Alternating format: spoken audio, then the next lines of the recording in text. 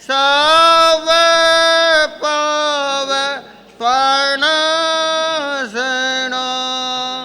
मंगला अणंच सवेश परम वै मंगलम परम वै मंगलम।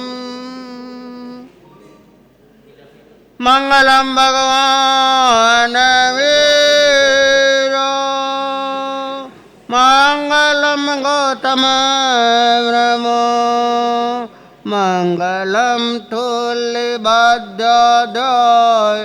जैन धर्मस्त मंगलम सर्वमंगल मंगलम सर्वकल्याणकारणम वर्धनम सर्वधर्माणां जैनं जयति शासनं जैनं जयति शासनं।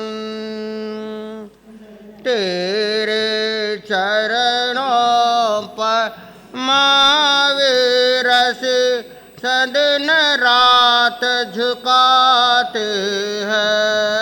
तेरे चरणों पर महावीर से सदिन रात झुकाते हैं। तूने जान झूठे माया तूने राजपाट छिटकाया। तूने जान झूठे तूने राजपाट छिटकाया। रास्ता मोक्ष का बतलाया गीत हम तेरे गाते हैं। रास्ता मोक्ष का बतलाया गीत हम तेरे गाते हैं। तेरे चरणों पर महावीर से सदिन रात झुकाते हैं। वन में जाकर ध्यान लगाया ना तो सिरों से घबराया। वन में जाकर ध्यान लगाया ना तो सिरों से घबराया। मन अपना मजमूत बनाया गीत हम तेरे गाते हैं। मन अपना मजबूत बनाया गीत हम तेरे गाते हैं। तेरे चरणों पर महावीर से सदिन रात झुका। तेरे चरणों पर महावीर से सदिन रात झुकाते हैं। देवी देव डराने आया उनके चले न कोई माया। देवी देव डराने आया उनके चले न कोई माया।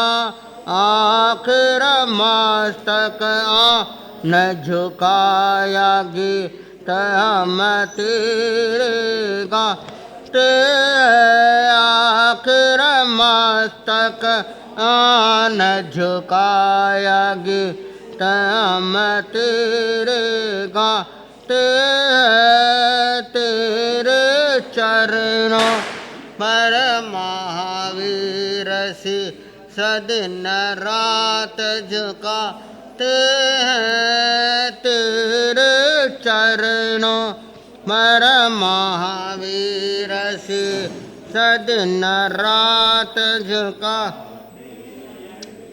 जग में घोर अंधेरा छाया तूने दीपक ज्ञान जलाया जग में घोर अंधेरा छाया तूने दीपक ज्ञान जलाया नारायण सा कालाया गीत हम तेरे गाते नारायण सा कालाया गीत हम तेरे गाते हैं तेरे चरणों पर महावीर दिन रात झुकाते हैं तेरे चरणों पर महावीर दिन रात झुकाते हैं तेरी सुन कर अमृतवाण बोले वीर जगत के प्राण तेरी सुन कर अमृतवाण बोले वीर जगत के प्राण जय जय करते जग के प्राण गीत हम तेरे गाते हैं जय जय करते जग के प्राण गीत हम तेरे गाते हैं तेरे चरणों पर महावीर दिन रात झुकाते हैं तेरे चरणों पर महावीर दिन रात झुकाते हैं तेरे चरणों पर महावीर दिन रात झुकाते हैं। हाँ सा फरमाओ। सभा सुहम्मा व सभान श्रेष्ठा सभाओं में सर्वश्रेष्ठ ऐसी सुधर्मा सभा में विराजित प्रिय धर्म प्रेमी सावक साविकाओं सुशील माताओं धर्म प्रेमी भाइयों हैं बहनों लोगस्य उज्जोई गरे धम्मतीर्थ जी ने लोक में जिन्होंने उद्योत किया धर्म रूपी तीर्थ की स्थापना की ऐसे चरम तीर्थेश ज्ञात पुत्र जिन शासन नायक श्रमण भगवान वीर वर्धमान श्री महावीर स्वामी जी का आपके और हमारे ऊपर अनंत अनंत उपकार है। सब जग जीव रखण दय ठाय पावन भगवया सुकह्यम परमात्मा महावीर स्वामी ने जगत के सभी जीवों पर अनंत दया और करुणा की और इसीलिए जो आप देखिए कि पुछि सुड़म सूत्र जिसमें भगवान सुधर्मा स्वामी से अब उनके अंत्यवासी पूज्य श्री जम्बू स्वामी जी जब पूछते हैं कि मैंने तो भगवान का जो है साक्षात सानिध्य नहीं पाया है ना, मैंने तो आपका ही सानिध्य पाया है लेकिन आपने तो क्या है आप तो उनके अंत्यवासी रहे हुए उनकी बहुत सेवा की है, तो कृपा करके मुझे बताइए क्योंकि लोग मुझे पूछते हैं कि वे भगवान महावीर स्वामी कैसे थे। कहम च नाणम कहम दंसणम से शीलम कहम नाय सुयस्से उन भगवान का ज्ञान कैसा था, उनका दर्शन कैसा था, उनका शील चारित्र कैसा था। तो आप तो क्या है उसके प्रत्यक्षदर्शी है, आपने प्रत्यक्ष जो है उनकी सेवा की है, इसलिए आप मुझे जो है उनके बारे में बताइए। लोग मुझसे पूछते हैं तो मैं उनको क्या जवाब दूं, आप बताएंगे तो मैं भी जानना चाहता हूं क्योंकि अह स्वयं ही जहाँ निसंतम, यानी जैसे जैसे आपने उनको देखा है, परखा है, वैसे ही आप मुझे बता सकेंगे, तो आप मुझे कृपा कीजिए। तब आप देखिए कि भगवान महावीर स्वामी के सबसे पहले गुण का, न तो ज्ञान का और न दर्शन का। ज्ञान और दर्शन का उन्होंने नहीं बताया, लेकिन क्या बताया, खेयन्ने ऐसे कुशले महेशी, और उसके बाद में अनंत नाणी अनंत दंसी, है ना।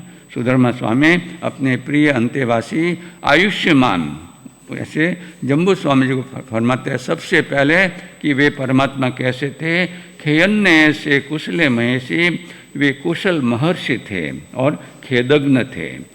खेदग्न थे और टीकाकार कहते हैं कि वे खेदग्न भी थे और क्षेत्रज्ञ भी थे, यानी लोक के एक एक भाग पर, लोक में असंख्यात प्रदेश है, तो एक एक प्रदेश पर जो जीव रहे हुए हैं उनके दुख को जानने वाले थे। क्या करने वाले थे, दुख को जानने वाले, यानी जानने का मतलब उनको दुख से मुक्त करने का उपाय भी बताने वाले थे। तो परमात्मा का ऐसा जो है आप सुन रहे हैं कि परमात्मा की अनंत दया और करुणा की, कि उन्होंने भी क्या है हमें उपदेश से जो है अपने आचरण से उपदेश देकर क्या है हमारे पर अनंत अनंत उपकार है। तो ऐसे परमात्मा का अनंत उपकार है, क्योंकि उन्होंने क्या है अपने आचरण से उपदेश दिया। जो आचरण से उपदेश दिया जाता है वही दीर्घ प्रभावी और दीर्घकालिक होता है। और इसीलिए आप देखिए कि भगवान के शासन को जो है 2550 से भी अधिक वर्ष हो गए, लेकिन फिर भी आज ये शासन जयवंत है। ये शासन जो है ये जो है इतना जो है प्रभावशाली, आज के युग में भी इतना ही जो है वो वर्तमान में भी उसकी जो उतना ही महत्व है। कारण क्या है, और 21,000 वर्ष तक ये शासन चलेगा, क्योंकि जो आचरण से उपदेश दिया जाता है वही दीर्घ प्रभावी और दीर्घकालिक होता है। तो आचरण के बारे में मंगलाचरण के रूप में प्रतिदिन परमात्मा की अद्वितीय अनमोल अनुपम अमृत वाणी आप श्रवण कर रहे हैं। परमात्मा फरमाते हैं, पढ़ंती नरे घोरे जे नरा पाव कारणों दिवम च गयम गच्छन्ति चरिता धम्ममार्यम। जो इस नर भव को पाकर, जो नर भव कैसा है, पूज्य गुरुदेव श्री कन्हैया मास्टर कमल जो एक एक शब्द की सुंदर व्याख्या फरमाते हैं। ये नर भव यानी नश्वर है, ये न यानी नहीं और र यानी रहने वाला है। ये नहीं रहने वाला है, ये तन यानी तत्काल नष्ट होने वाला है। ये काया, इसको का यानी काल की, या यानी यातना, इसको इस काया को काल की यातना लग रही है। और देह है देखते देखते जिसका हनन हो जाता है। नज़रों के सामने हम देख रहे हैं कि एक क्षण पहले तो क्या है सांसें चल रही थी, और एक क्षण के बाद में देखते तो क्या हो जाता है, उनके क्या है राम रम जाते हैं, प्राणांत हो जाता है। तो देह यानी देखते देखते जिसका हनन हो जाता है। तो ऐसे देह को पाकर, ऐसे मनुष्य भव को पाकर भी जो घोर काम के पाप के काम करता है, पढ़ंते नरे घोरे जे नरा पाव कारणों, जो पाप के काम करता है वो नरक आदि घोर दुर्गतियों में पड़ जाते हैं, गिर जाते हैं और महा दुख पाते हैं। जबकि इसी नरभव को पाकर जो धर्म की आराधना करता है, जो चारित्र की आराधना करता है, उसके लिए परमात्मा गारंटी देते हैं कि दिवम च गयम गच्छन्ति चरिता धम्ममार्यम। वो दिव्य गतियों को, दिव्य यानी प्रकाशित, कई बार आपको कहा है कि प्रकाश हमेशा ऊपर होता है, नीचे तो अंधकार है। नरक में तो अंधकार है, लेकिन ऊपर जो है प्रकाश है। देव गतियों में भले सूर्य और चंद्र नहीं है, वैमानिक देवों में क्योंकि जो ज्योतिष चक्र है वो तो अड़े द्वीप के जो उसमें ही है, और ऊपर देवलोक में क्या है, वहाँ रत्नों का प्रकाश है, सदा प्रकाश रहता है, वहाँ कभी अंधकार नहीं होता है। तो दिवम च गयम गच्छन्ति चरिता धम्ममार्यम। ऐसे जो है जो नर भव को पाकर जो है चारित्र की आराधना करते हैं, वे क्या है दिव्य गतियों में चले जाते हैं। और उसमें भी अगर सब कर्मों का क्षय हो जाए तो सदा सदा के लिए जो दिव्य गति है, ऐसी मोक्ष गति को, मोक्ष सुगति को प्राप्त कर जाते हैं। तो ऐसे आचरण के महत्व को जानकर हम भी क्या है समयम गोयम माँ पमाए, समय मात्र का भी क्या करें, धर्म के आचरण में प्रमाद नहीं करे। क्योंकि आपको यहाँ कहा भी गया है कि कबीर दास जी कहते हैं कि को जाने कल की, खबर नहीं आज जग में पल की, सुकृत कर ले नाम सुमर ले, को जाने कल की, खबर नहीं आज जग में पल की पल में परलय हो इसी बहुरी करेगो कब। तो हमें भी धर्म की आराधना में प्रमाद नहीं करते हुए क्या है, हमें भी धर्म का आचरण कर लेना चाहिए।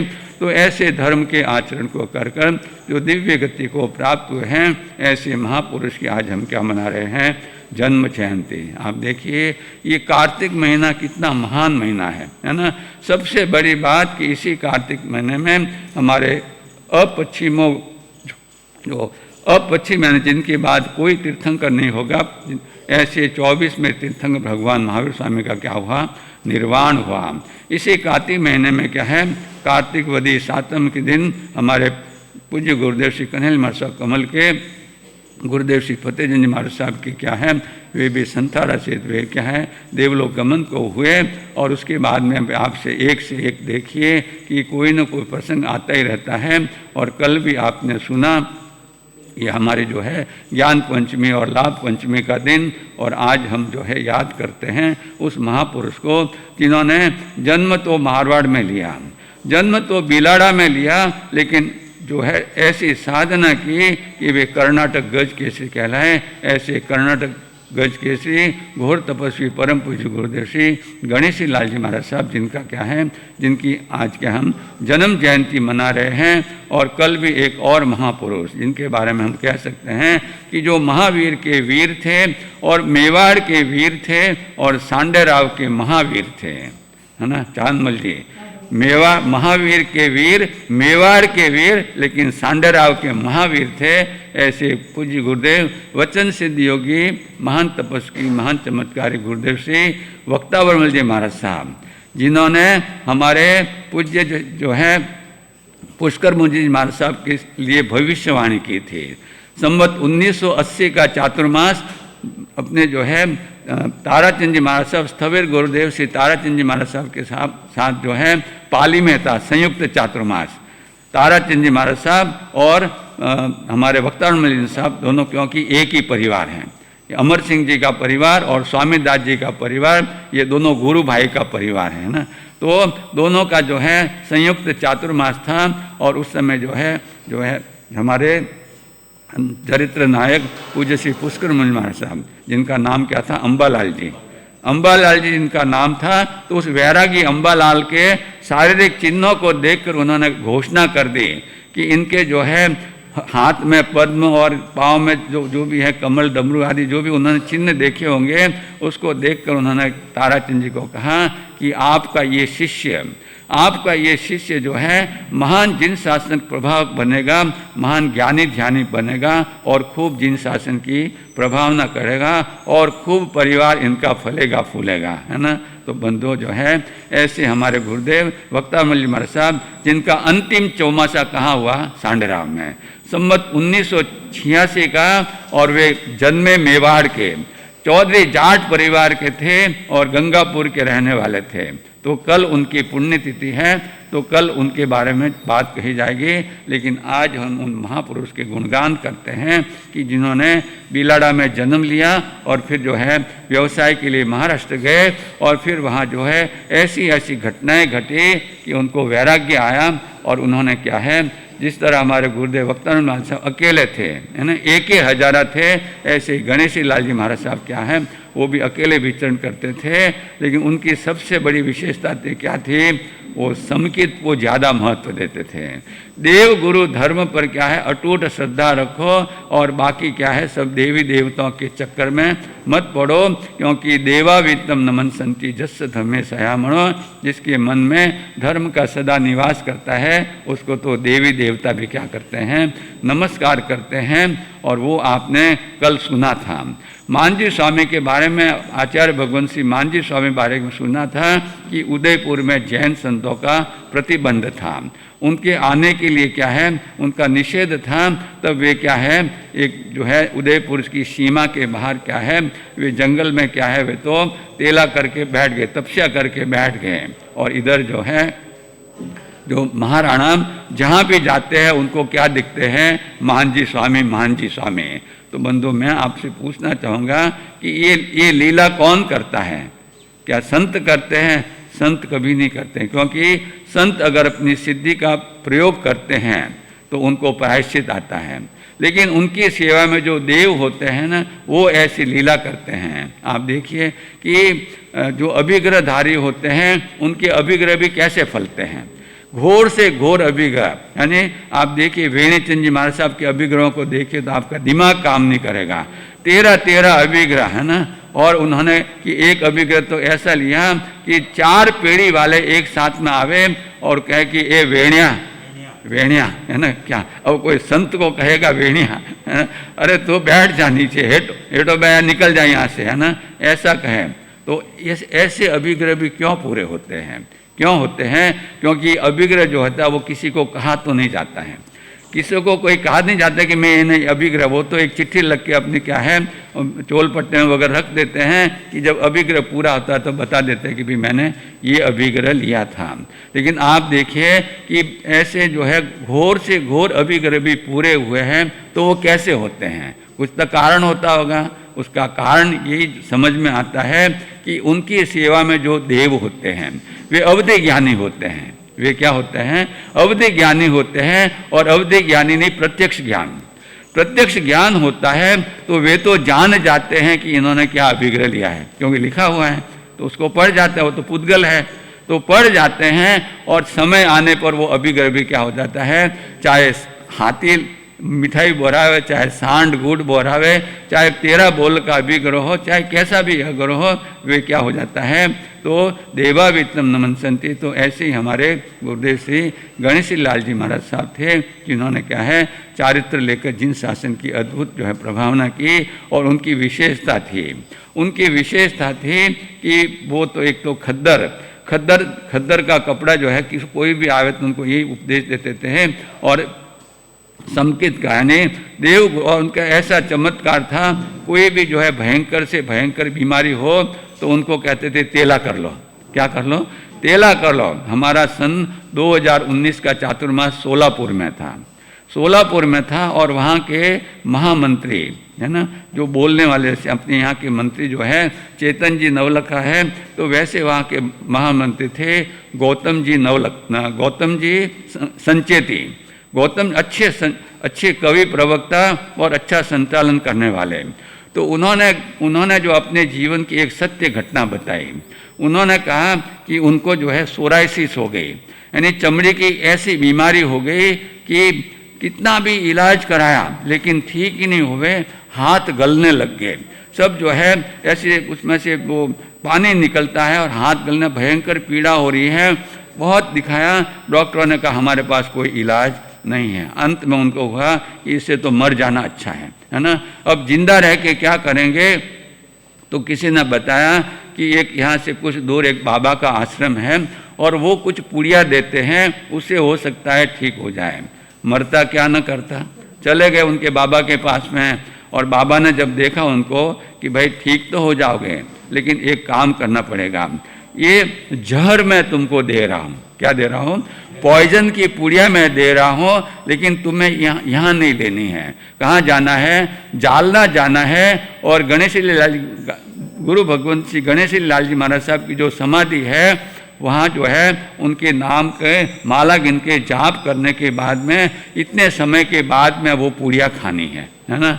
जहर की पुड़िया है, व्यक्ति को तो डर लगता मर जाऊंगा तो क्या है ना। और मरना कौन चाहता है? सवे जीवावी इच्छन्ति जीव्यू न मरीज्युम तमह पाणी वहम घोरम निगंथ वजयंतिनम। परमात्मा फरमाते हैं सभी जीव जीना चाहते, मरना कोई नहीं चाहता। तो भी उनको अब क्या था कि अगर मैं जो है इलाज नहीं कराऊं तो भी मरने वाला तो हूँ, तो ये इलाज करके तो देखो हो सकता है ठीक हो जाए। और वो उस श्रद्धा के साथ में क्या है, वो पुड़िया लेकर जो है वहाँ जालना गए। उन्होंने वहाँ साधना की जो बताई थी उनको, और उसके बाद में वो पुड़िया उन्होंने पानी के साथ में ली। बोले आज मैं आपके सामने हूँ, मेरे हाथों में कोई भी रोग नहीं है, मैं जिंदा प्रत्यक्षदर्शी उस चीज़ का जो है कि ऐसे बाबा का जो है ऐसे महान पुरुष थे। तो वे ऐसे महान पुरुष क्यों बने, ऐसे महान पुरुष कैसे बने? तो बंधु कल हमने क्या मनाई थी? ज्ञान पंचमी। तो ज्ञान पंचमी के बारे में तो आपने सुना, तो आज हम सुनते हैं लाभ पंचमी के बारे में, है ना, कि हमारे जीवन में ऐसा अद्भुत लाभ कब मिलता है। तो बंधु ये लाभ मिलता है तो हम लाभ को उल्टा कर दो। लाभ को उल्टा करो तो क्या होता है? भला। भले बन जाओ, क्या है? भले भलाई बुरे बुराई कर देखी रे भाई। यानी मैंने अनुभव करके देख लिया कि भला करने वाले का भला होता है और बुरा करने वाले का बुरा होता है। और सबसे बड़ा भलाई का काम क्या है? सबसे बड़ा भलाई का काम क्या है? तो पूछे सुनो में परमात्मा फरमाते हैं, दानन सेठम अभय पयाणम। दानों में सर्वश्रेष्ठ क्या है? अभय दान है, जो 3 करण 3 योग से 6 काय के जीवों को अभय दान देता है। जाव जीव के लिए उसका भला होने में देर नहीं लगती। परमात्मा फरमाते हैं, नरगम तिरिक जोनिम मानुष भावम च देव लोगम च सिद्ध सिद्ध वसेम 6 जीवनियम परिकहे। जो 6 काय के जीवों की रक्षा करता है 3 करण 3 योग से, तो परमात्मा गारंटी देते हैं, नरगम तिरिक जोने मानुष भावम च देव लोगम च, ये 4 गतियों पे हमेशा हमेशा के लिए क्या है? चौकड़ी लग जाती है। हमेशा हमेशा के लिए इन 4 गतियों पे चौकड़ी लग जाती है। और सिद्ध सिद्ध वसेम, वो सिद्ध बनकर सिद्ध शिला पर क्या है? हमेशा हमेशा के लिए अनंत अनंत आत्मिक सुखों में वो जो है अवस्थित हो जाता है। तो कब होता है? जब वो ये भलाई का काम करता है। तो भला यानी जो भ यानी भगवान बनने का जिससे ला यानी लाभ मिलता है, भगवान बनने का लाभ मिलता है। और भगवान बनने का लाभ की कैसे मिलता है? पूज्य गुरुदेव श्री कन्हैया मरसा कमल उनके शब्दों में कहे तो भगवान के 4 अक्षर भी हमें यही प्रेरणा देते हैं। 4 अक्षर हमें प्रेरणा देते हैं कि भ कहता है कि भलाई करो। क्या कहता है? भ यानी भलाई करो, लेकिन आगे का ग कहता है कि गर्व मत करो। क्या नहीं? घमंड मत करो, यानी नेकी कर और कुएं में डाल, है ना? ऐसा नहीं कि भी नेकी की और छोटे और चौथे जो है कहता फिरे कि मैंने उसका ये भला किया, मैंने उसको ये किया, मैंने उसको ये मदद दी, मैंने ये किया। वो नहीं, नेकी कर और कुएं में डाल। और माधुर्य जी, कुएं में डालना, दरिया में नहीं डालना है, क्योंकि दरिया में डालोगे तो मिलेगी नहीं। कुएं में डालोगे तो एक दिन वो भलाई का कुआं ऐसा भर जाएगा कि आपका नरक का कुआं बंद हो जाएगा। क्या हो जाएगा? नरक का कुआं दब जाएगा और आपका मोक्ष का जो है वो सिद्ध शिला आपके लिए खुली हो जाएगी। तो भगवान के 4 अक्षर पूज्य गुरुदेव के शब्दों में कहते हैं कि भ यानी भलाई के काम करो और ग यानी गर्व मत करो, घमंड मत करो कि मैंने ये किया, मैंने ये किया, मेरे रहते ऐसा हुआ, मेरे रहते ऐसा हुआ। वैसा नहीं, लेकिन भलाई करो और गर्व नहीं करो। और वहाँ कहते हैं कि वाह यानी वारिधि, कर्मों की वारिधि यानी दरिया जितने समुद्र जितने अनंत कर्म के पुद्गल हमारी आत्मा पर लगे हैं उनको न यानी नष्ट करो। और वाहन का और भी एक होता है कि वाह यानी वासनाओं को न यानी नष्ट करो, इच्छाओं का अंत करो। क्योंकि हम जो है जब वैरागी अवस्था में थे तब हम कोसंबा गए थे। कला मंदिर ज्वेलर्स वाले जो हैं हमारे जो साकरिया जो भाई लगते हैं, तो वहाँ सम्मान का कार्यक्रम था तो उनके घर पे ठहरे थे। तो वहाँ एक सुंदर वाक्य लिखा, सुंदर एक पद लिखा हुआ था कि दुख एक तमन्ना का, दुख एक तमन्ना का और न कोई बात है। दुख एक तमन्ना यानी इच्छाओं का, वासनाओं का, दुख एक तमन्ना का और न कोई बात है। तमन्ना अगर मिट जाए तो सुख हाथों हाथ है। क्या है? हाथों हाथ आपके सामने, जैसे हाथ में आंवला आता है वैसे सुख आपके। तो दुख एक तमन्ना का और न कोई बात है। तमन्ना अगर मिट जाए तो सुख हाथों हाथ है। तो हम भी अगर भगवान बनना है तो भ यानी भलाई का काम करे, ग यानी गर्व को नष्ट करे, ग यानी गरल को, विष को, क्रोध मान माया और लोभ के विष को नष्ट करे। और वान यानी वासनाओं को नष्ट करके, वारिधि यानी कर्मों की जो वारिधि है, जो दरिया जितने कर्म हैं उनको नष्ट करके हम क्या करें? न यानी नर से नारायण बन सकते हैं। तो ऐसा भगवान बनने का काम किया कि हमारे चरित्र नायक परम पूज्य गुरुदेव श्री गणेश लाल जी महाराज साहब ने, जो इन्होंने कितने भलाई के काम किए। हम तो 4 साल जो है साउथ में रहे हुए हैं और आते आते क्या है सोलापुर में चातुर्मास किया था। तो सभी जगह जो है कर्नाटक गज केसरी की क्या है धूम है वहाँ पे। उनको बहुत मानते हैं, उनकी जो है उनके नाम से उनका कोई भी कार्य करते हैं तो वो क्या हो जाता है, उनका संपन्न हो जाता है। तो ये कैसे होता है कि जिन्होंने अपने जीवन में भलाई के काम किए हैं, और जो भलाई के काम करता वही एक दिन भगवान बन जाता है। इसलिए पूज्य गुरुदेव भी फरमाया करते थे कि दिया है खुदा ने खूब, दिया है खुदा ने खूब, खुशी करो ग्वाल कवि, है ना। जितना हमें मिला है वो बहुत है ना, और ज़्यादा की जो है हम वास इच्छा तमन्ना नहीं करें। दिया है खुदा ने खूब, खुशी करो ग्वाल कवि, खाओ पियो देवो लेवो, सब यहीं रह जाना है, कुछ लेकर जाना है। खाओ पियो देवो लेवो, सब यहीं रह जाना है। इसलिए इंग्लिश में कहा है कि give and take, give and take, दो और लो, है ना। देना बैंक में आप जमा करोगे तो लेना बैंक से ले पाओगे। देना बैंक में आपकी कोई जो है कोई जमा पूंजी नहीं है तो लेना बैंक में से आपको क्या है निकाल दिए जाओगे। तो खाओ पियो देवो लेवो, सब यहीं रह जाना है। राजा राव उमराव, किसकी बात कर रहे हैं, इतने इतने राजा महाराजा हुए, चक्रवर्ती हुए। राजा राव उमराव कहते बादशाह भये, कहाँ ते कहाँ को गए लग्यो न ठिकाना है। सिकंदर कहाँ चला गया, ऐसे महान योद्धा थे कहाँ चले गए, है ना। जो राजा राव उमराव कहते बादशाह भये, कहाँ ते कहाँ को गए लग्यो न ठिकाना है। ऐसी जिंदगी के भरोसे पे गुमान ऐसे घमंड करते हैं, है ना, घमंड करते हैं। ऐसी जिंदगी जो क्या है जिसका कोई भरोसा नहीं। कुसज्ञे जह ओस बिंदुए, थोवम चिट्ठई लंब माणे, एवं अनुमान जीवियम समयम गोयम माप माए। घास के अग्र भाग पर रहा हुआ ओस का बिंदु कितने समय तक चमकता है ना। थोड़े समय तक एक हवा का झोंका आया और मिट्टी में मिल जाता है।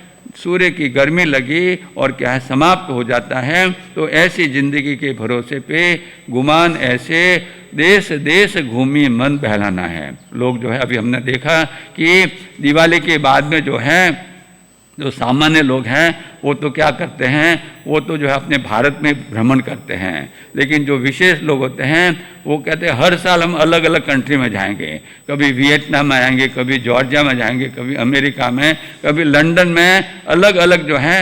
ये तो क्या है देश देश घूमी मन बहलाना है। क्योंकि आप कितना भी जाओ आखिर तो घर में ही आना पड़ेगा, घर में ही आपको सुकून मिलेगा। तो देश देश घूमी मन बहलाना है। आगे पूज्य गुरुदेव फरमाते हैं, आए परवाना पर, आए परवाना पर चले न बहाना। यहाँ है ना, किसका परवाना, कोरोना का परवाना, ये चिकनगुनिया का परवाना, ये काल का परवाना। आए परवाना पर चले न बहाना। यहाँ कितने भी बहाने कर लो कि अभी तो मेरी लड़की छोटी है उसकी शादी कर लो, घर कच्चा है पक्का बना लो, है ना, अभी दुकान एक है दो कर लो, फैक्ट्री बना लो, कुछ भी करो। आए परवाना पर चले न बहाना। यहाँ फिर क्या करना। तो अब सबसे अंतिम वाक्य जो है, जो क्लाइमैक्स का है, बहुत ही महत्वपूर्ण है। आए परवाना पर चले न बहाना। यहाँ नेकी कर जाना है फिर आना है न जाना है, नेकी कर जाना है फिर आना है न जाना न है। दानन सेठम अभय प्रयाणम, ऐसे नेकी का काम कर लो तो फिर आना है न जाना है। हमारा आवागमन क्या हो जाता है, समाप्त हो जाता है। तो ऐसे भलाई के काम करके हम भी अपने जीवन को क्या करें, हम भी भगवान बनाए। तो अंत में मैं एक जो है सत्य घटना की भलाई से कितना भला होता है कि बात बहुत पुरानी है। जब अंग्रेजों का राज्य चल रहा था, अंग्रेजों का राज्य चल रहा था और उसमें एक स्टेट का नाम था चंबल। जो चंबल नदी है तो वहीं जो आसपास का जो स्टेट था वहाँ चंबल नाम का स्टेट था। और एक नदी के किनारे एक गांव बसा हुआ था, छोटा सा गांव था। और उसमें जो है लोग रहते थे, गाय भैंसें उनकी थी, खेती वगैरह करते थे, आराम से उनकी ज़िंदगी चल रही थी। एक भाई ग्वाला जो है जो गाय भैंसों को चराने ले जाता था, तो उसका वही काम था। तो एक बार की बात है कि उस चंबल नदी में बाढ़ आ गई, भयंकर बाढ़ आ गई।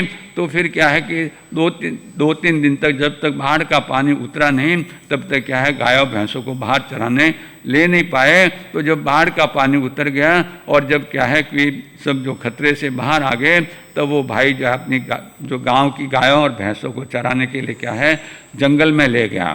दिन भर क्या है जंगल में चराता है। अब शाम को जो है आते समय क्या उनको पानी की प्यास लगती है। पानी क्योंकि दिन भर चरते हैं तो प्यास लगती है। तो फिर उन्होंने क्या है कि जो चंबल की नदी थी उस नदी के किनारे वो ले गया और उनको जो है वे एक एक करके जो है पानी में उतरने लगी। अब ऐसा हुआ कि कुछ भैंसें एक दूसरी तरफ चले गई और दो भैंसें जो थी वो पानी पीने गई तो दलदल में फंस गई, क्योंकि बाढ़ आई हुई थी और पता नहीं लगा उनको, तो दलदल में फंस गई। अब बाकी तो जानवर थे वो तो क्या है सुरक्षित जो है चले गए। अब वो भैंसें दलदल में फंस गई। अब उन भैंस को कौन निकाले, दलदल में फंसी हुई और उनको कौन निकाले। तो जो ग्वाला बेचारा चिंतित हो गया कि क्या करें। तो उसने क्या किया कि उन दूसरे जो जानवर थे उनको तो क्या है गांव में भेज दिया और उसने कहा कि भाई अब रात होने वाली है, अब इन भैंसों को कौन निकालेगा।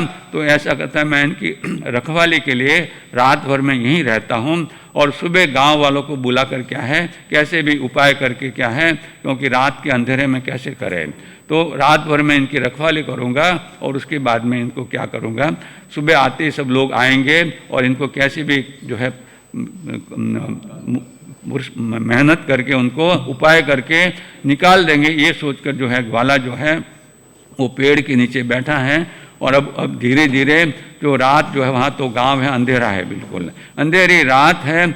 जैसे जैसे अंधेरा बढ़ता है वैसे वैसे भय बढ़ता जाता है, भय बढ़ता जाता है। और भय किसका, जंगली जानवरों का, कि अगर कोई शेर या बाघ आ गया तो वो इन भैंसों को भी खा जाएगा और मुझे भी खा जाएगा। अब उस भय को दूर करने के लिए उसने क्या किया कि जो है मुझे सुरक्षा हो जाएगी, तो उसने जो है अब मन में तो डर है कि कहीं शेर नहीं आ जावे, कहीं कोई जंगली जानवर नहीं आ जावे, मन में तो एक डर है। और इधर जो है वो जो आग लगी हुई है तो बैठा है।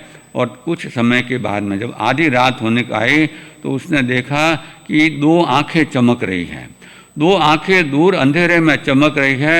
अब उसकी घबराहट बढ़ने लगी कि ये तो कौन है, ये तो कोई शेर मेरी तरफ आ रहा है, शेर आ रहा है। अब धीरे धीरे क्या है वो उसी तरफ आ रहा है और ये उसकी घबराहट। अब उसने क्या किया है भगवान का नाम कि राम राम राम राम राम राम करके वो तो क्या है कि अब भगवान आप ही बचाओ मुझे आज, है ना। अब उसने धीरे धीरे देखा कि आंखें नज़दीक आ रही है, लेकिन उसने देखा कि इतनी तेज़ी से नहीं आ रही है, यानी धीरे धीरे आ रही है। तो उसने सोचा कि कोई जब जो पशु जो शिकार करना आता है तो वो तो दौड़ता हुआ आता है और एकदम झपक के उसको क्या है दबोच लेता है, लेकिन वे तो आंखें धीरे धीरे बढ़ रही है। तो कुछ मन में क्या है ढाढ़स बंधा, तो उस हिम्मत बंधी कि कुछ तो कुछ बात है, ये जो है क्या बात है। तो वो तो और भी जोर से भगवान का नाम जपने लगा। अब थोड़ी दूर वे आंखें आई और उसने देखा कि कोई सिंह है, शेर है और वो लंगड़ाते हुए चल रहा है। क्या है, उसको पाँव में कोई कांटा घुस गया लगता है और वो लंगड़ाते हुए चल रहा है और धीरे धीरे मेरी तरफ आ रहा है। अब उसको थोड़ी हिम्मत बंधी कि ठीक है।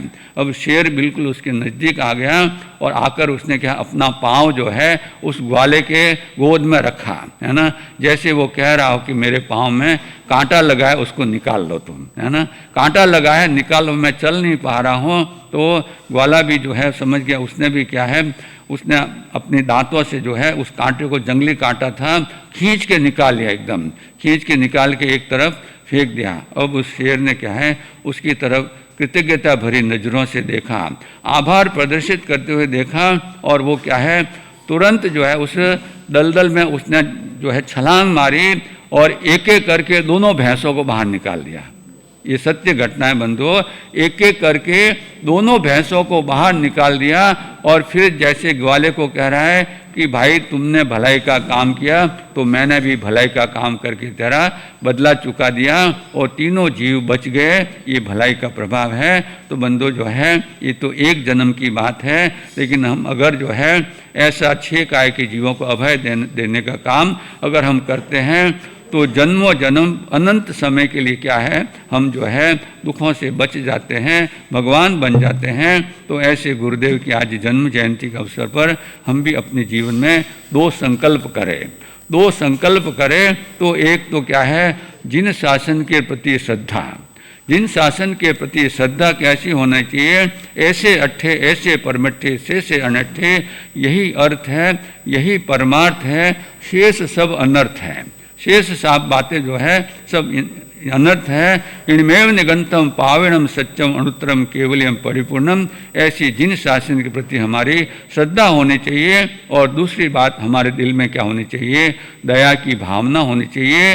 कल्याण कोड़े कारणी दुगे दूह निठवणी, संसार जल तारणी एगंत हुई जीव दया। ये जीव दया है, जो दया पालता है।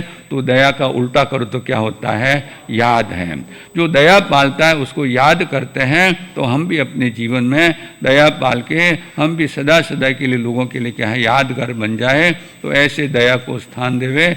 तो दो ही बातें, दो बातन को याद रख जो चाहो कल्याण। एक तो जिन शासन के प्रति हमारी श्रद्धा रोम रोम में जो है, हड्डियों की मिज्जा में ऐसी श्रद्धा होनी चाहिए कि चाहे कैसा भी मानसिक उपसर्ग भी आ जाए तो भी हम श्रद्धा से डिगे नहीं। मेरु पर्वत सुदर्शन से व जसो गिरीश, ऐसी श्रद्धा हमारे जीवन में आए हो। और वो श्रद्धा हमने देखी डॉक्टर श्री दर्शन प्रभा जी महासती जी में है ना। श्रद्धा में उनकी जो है हमने देखा कि इतने जो है उनकी सुदर्शन से वह जसो गिरीश, यानी मेरु पर्वत की तरह उनकी श्रद्धा क्या है, दृढ़ थी। तो हम भी अपने जीवन में ऐसी श्रद्धा। और एवं खूणानिनो सारम जम न हिंसई किंचनम, ज्ञानियों के ज्ञान का सार है कि वे किसी भी जीव की, प्राणी मात्र की हिंसा नहीं करे, लेकिन अपने जीवन में क्या करे, दया और करुणा। तो ये दो बातें जिनके जीवन में होगी, जो भलाई के काम करेगा वो उसको भगवान बनने में देर नहीं मिलेगी। तो ये भव भी हमें मिला है भगवान बनने के लिए।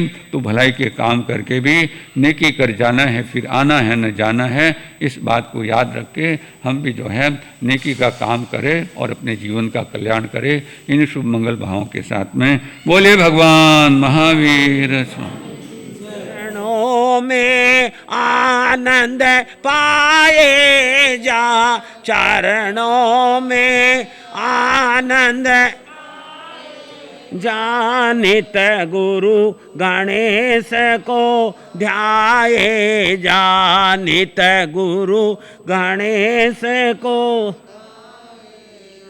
ये जन जन के सुखकारी थे, ये जन जन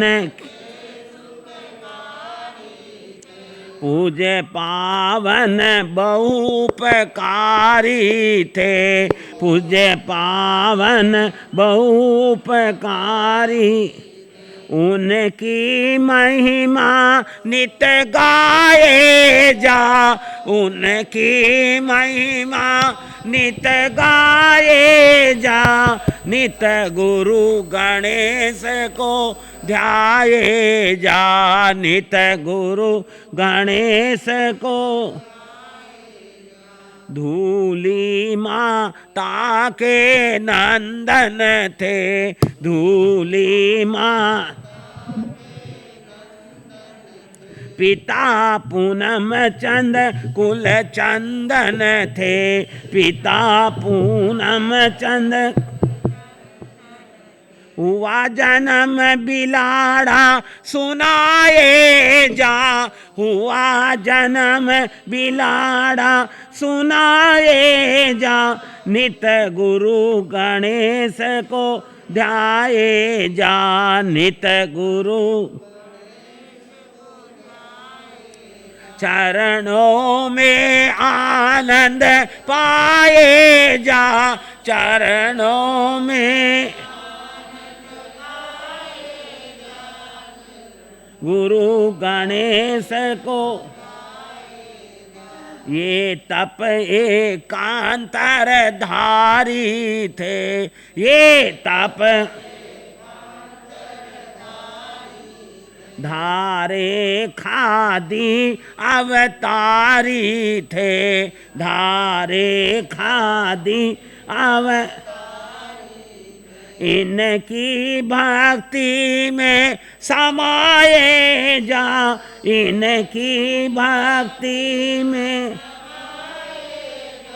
नित गुरु गणेश को ध्याये जा, नित गुरु नित उठे जो इनको ध्याएगा, नित उठे जो नित्य नई बधाई पाए जा, नित्य नई तू रोज दिवाली मनाए जा, तू रोज दिवाली नित गुरु गणेश को ध्याए जा, नित गुरु चरणों में आनंद पाए जा, चरणों में नित गुरु गणेश को ध्याए जा, नित गुरु कहता है ऋषभ ये पावन है, कहता है ऋषभ ये जन जन के मन भावन है, जन जन के तू आनंद रस को लुटाए जा, तू आनंद रस नित गुरु गणेश को जा, नित गुरु गणेश को चरणों में आनंद पाए जा, चरणों में नित गुरु गणेश को जा, नित गुरु कर्नाटक गज के श्री पूज्य गुरुदेव खादीधारी श्री गणेशी लाल जी महाराज साहब की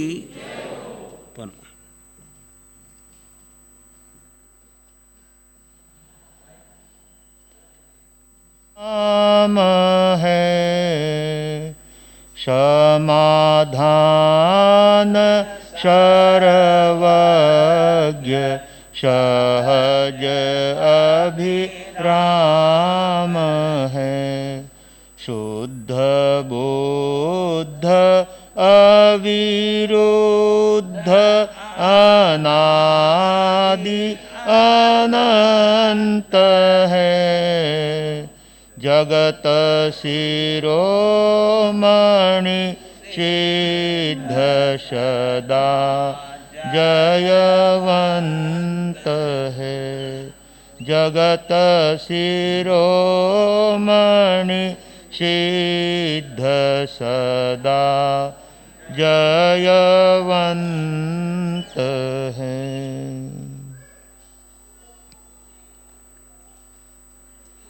अनंत ज्ञान दर्शन के धारक, भव्य जीवों का कल्याण करने में तत्पर, मोक्ष मार्ग का दिव्य संदेश देकर संसार की अनंत आत्माओं को मोक्ष मार्ग पर चलने की भव्य प्रेरणा प्रदान करने वाले चरम तीर्थेश शासनपति श्रमण भगवान महावीर स्वामी को एवं आचार्य भगवान, उपाध्याय भगवान तथा समस्त उपकारी गुरु भगवंतों के चरण कमलों में हृदय की अनंत आस्थाओं के साथ कोटिशः वंदना अर्ज करने के पश्चात, अहो भव्य जनो तीर्थंकर निवाणी नो रस पीजिए, अहो भव्य जनो तीर्थंकर निवाणी नो रस पीजिए, नहीं एह समो अमृत बीजो जग में तुम सुन लीजिए, नहीं एह समो अमृत बीजो जग में तुम सुन लीजिए। प्रभु देशना आपे हितकारी, प्रभु देश आपे हितकारी, अर्धमागधी वाणी ज्ञारी, अर्धमागधी वाणी ज्ञारी, योजन गामिनी प्रियकारी, योजन गामिनी प्रियकारी, सब समझ पड़े न्यारी, न्यारी सब समझ पड़े न्यारी, अहो भव्य जनो तीर्थंकर निवाणी नो रस पीजिए, अहो भव्य तीर्थंकर निवाणी नो रस पीजिए।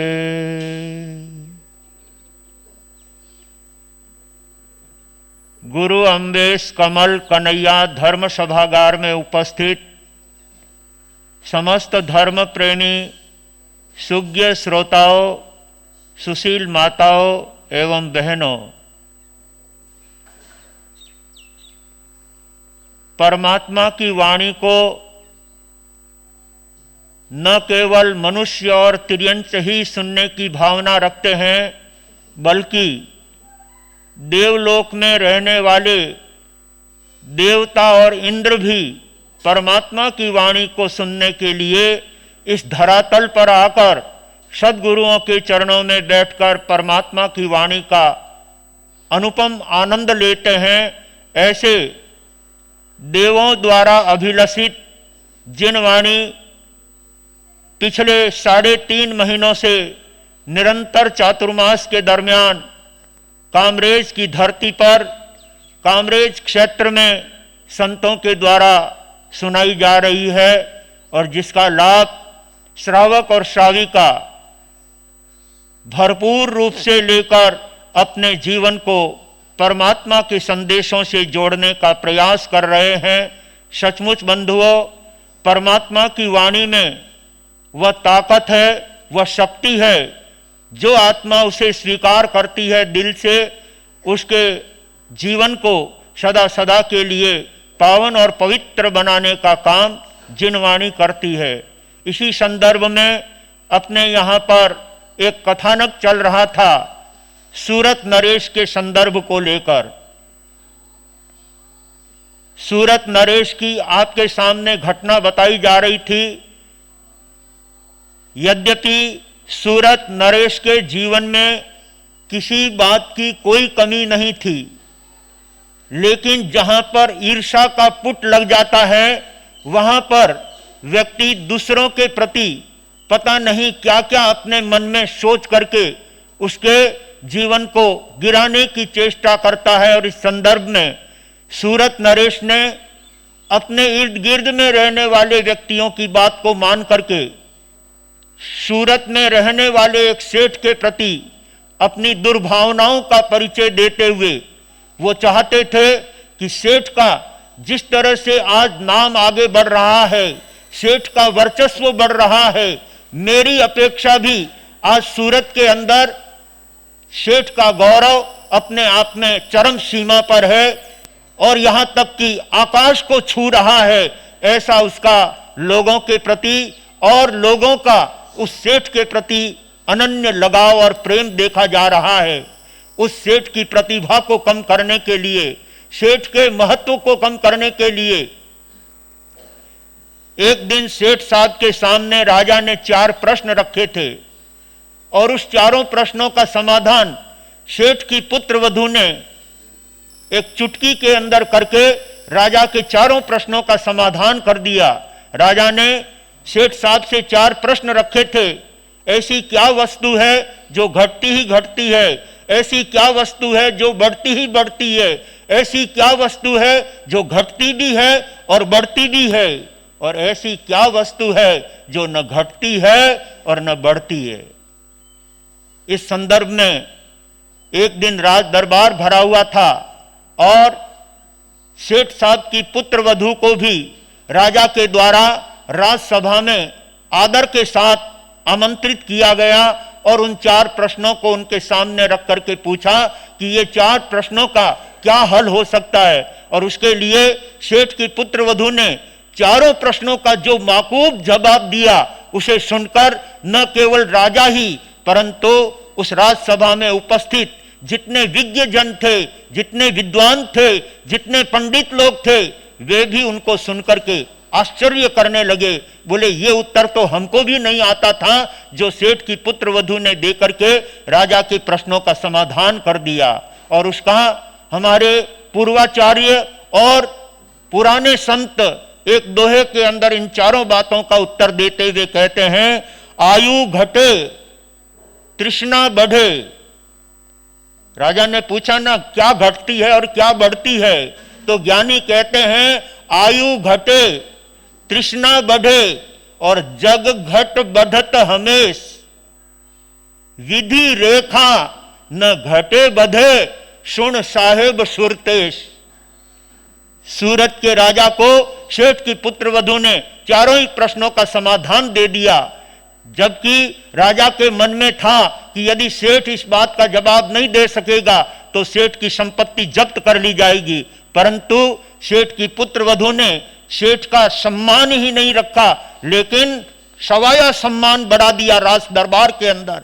सारे विज्ञ जन और राजा भी आश्चर्य करते हुए सेठ साहब का सम्मान बढ़ा देते हैं। लेकिन सेठ की पुत्र वधू ने उसी राजसभा के अंदर राजा साहब से निवेदन किया कि राजन, आपके दरबार के अंदर बड़े बड़े विद्वान और दिग्गज लोग बैठे हैं, मैं उनके सामने एक प्रश्न पूछना चाहती हूं। सारे लोग स्तब्ध हो जाते हैं, सेठ की पुत्र वधू क्या प्रश्न पूछेगी और उसका जवाब हमें आएगा या नहीं।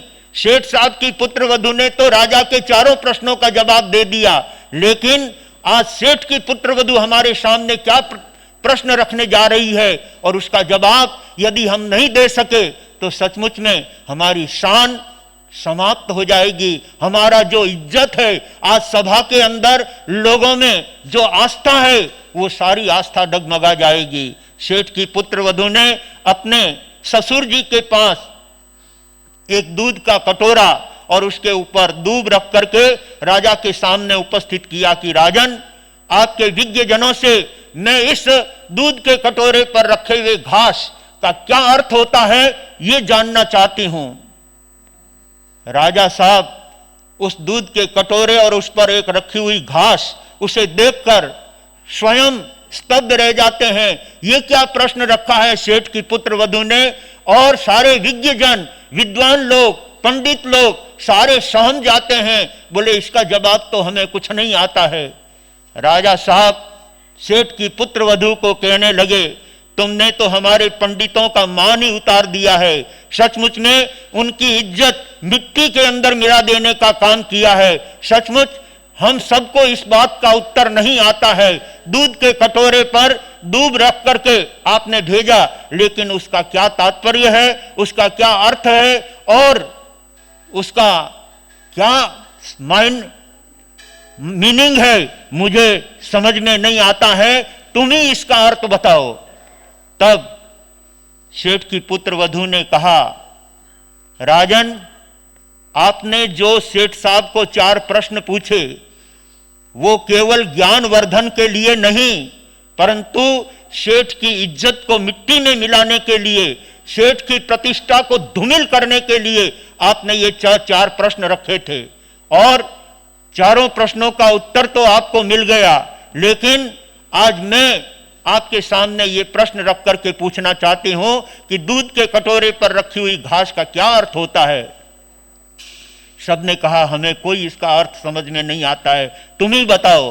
तब सेठ की पुत्रवधू ने कहा कि राजन, दूध का कटोरा जो आपके पास भेजा है ना, उसका मतलब है तुम दूध मुए बच्चे की तरह हो।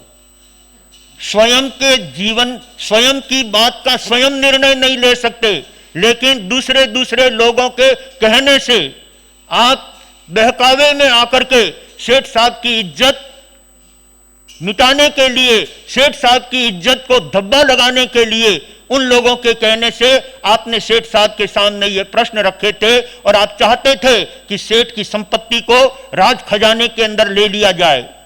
तो आप दूध मुए बच्चे की तरह हैं और आपके सारे ये जितने भी विद्वान और विज्ञजन हैं, आपके सभासद लोग हैं, ये पशु के समान है, उस घास खाने के बराबर है। जो लोग आपको इस तरह की सलाह देते हैं और कहते हैं कि साठ सेठ के सामने ये चार प्रश्न रखो और उनकी संपत्ति को आप ले लोगे तो आपकी इज्जत बढ़ जाएगी। राजन, इज्जत बढ़ी या घटी, सोचिए जरा। आपने दूध मुए बच्चे की तरह काम किया है सेठ साहब को इस तरह से प्रश्न पूछ करके। सचमुच में अपनी बुद्धि से आपने कोई निर्णय नहीं ले पाए, लेकिन अपने सभासद के कहने के अनुसार आपने ये सब कुछ किया। राजा भी मान गया और सारे पंडित लोग, विद्वान लोग मुंह नीचा करके बैठ जाते हैं। बात तो सही यही है कि हमने राजा को उकसाया कि सेठ साहब से ये पूछिए, वो सेठ साहब जवाब नहीं दे सकेंगे और ऐसी स्थिति में सेठ का जो वर्चस्व है, सेठ की जो प्रतिष्ठा है, वो प्रतिष्ठा खत्म हो जाएगी। लेकिन सेठ की पुत्रवधू इतनी समझदार थी, इतनी बुद्धिमान थी, इतनी तत्व ज्ञान से युक्त थी कि वो हर बात का समाधान अपनी बुद्धि से देती थी, अपने ज्ञान के आधार पर देती थी। जिन्होंने परमात्मा के मार्ग को समझा था, जिन्होंने जिनेश्वर देव के धर्म को अच्छी तरह से समझा था, ऐसे वितराग धर्म को समझने वाली बहन, जिन्होंने अपने पूरे परिवार की इज्जत और सम्मान बरकरार उन्होंने रख लिया। राजा भी मान गया कि वास्तव में तुम जैसा कह रही हो ऐसा ही कुछ वस्तु स्थिति थी, लेकिन आज हम तुम्हारी बात से बहुत प्रसन्न हैं। सेठ साहब हमारे नगर की शोभा है, सेठ साहब हमारे नगर की इज्जत है। और सचमुच बंधुओं, जीवन में इज्जत है तो सब कुछ है, केवल पैसा ही सब कुछ नहीं होता है। कई लोगों के पास पैसा बहुत है, लेकिन समाज के अंदर उनकी कोई इज्जत नहीं है, कोई सम्मान नहीं है। और इसीलिए तो एक कवि ने कहा है, चाहे कितना ही नाक सजा लो, चाहे कितना ही नाक सजा लो, नाक अच्छा नहीं लगता इज्जत बिना, नाक अच्छा नहीं लगता इज्जत बिना, जीवन अच्छा नहीं लगता धर्म बिना, जीवन अच्छा नहीं धर्म बिना, चाहे कितने ही भोग चढ़ा लो, चाहे कितने ही भोग चढ़ा लो, भोग नहीं होते प्रेम बिना, राम राजी नहीं होते प्रेम बिना।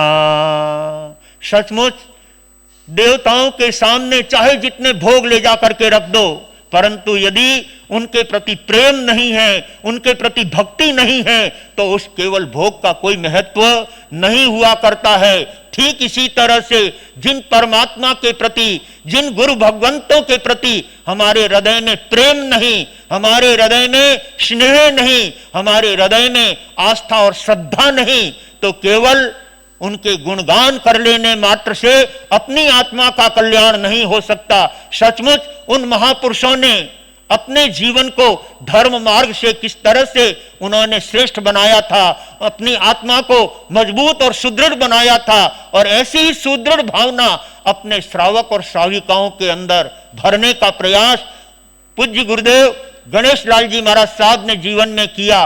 पूरे साउथ में आप घूम लीजिए, जिधर आप जाएंगे गणेश लाल जी महाराज साहब को परमात्मा की तरह लोग पूजते हैं, भगवान की तरह पूजते हैं। जिस तरह से मेवाड़ के अंदर गुरु अम्बेश की पूजा है, सेहरा प्रांत के अंदर गुरु पुष्कर की पूजा है, मारवाड़ के अंदर गुरुदेव मरुधर केसरी जी की पूजा है, ऐसी पूजा और आस्था साउथ के लोगों में हैदराबाद, मद्रास, बेंगलोर आदि आदि कर्नाटक प्रदेश जहां पर गणेश लाल जी महाराज साहब विचरे थे, जिन्होंने धर्म का सुंदर मंडन किया था, लोगों को धर्म का मार्ग बताया था और उनको दुखों से भी बचाने का प्रयास किया था।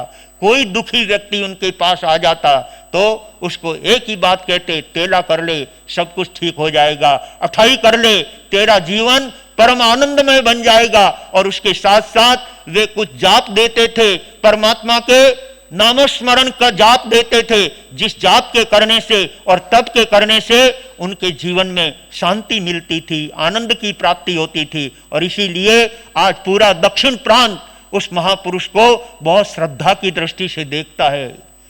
हर अमावस्या के दिन, केवल उनके दिवंगत होने की अमावस्या नहीं, लेकिन हर अमावस्या के दिन जालना के अंदर लगभग 10 से 12 हजार लोग हर अमावस्या को होते हैं।